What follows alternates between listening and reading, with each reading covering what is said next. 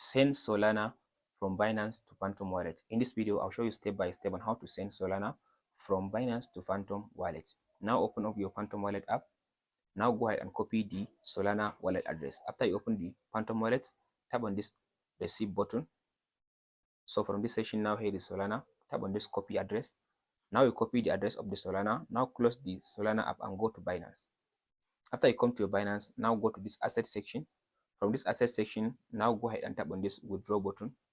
Now tap on this withdraw again. In this option, now tap on this search and search for Sol. After you type in Sol like this, now here is the Sol. So from this option, tap on this send via crypto network. So now type in the address that you copy from your Phantom wallet. Now here is the address.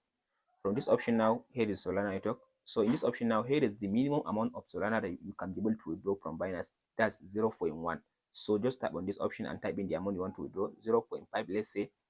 After you type in the amount you want to withdraw from the Binance, from here you can be able now to see the network fee. And here is the amount that you will be able to receive. If you tap on this withdraw button, from there, now you send Solana from Binance to Phantom Wallet.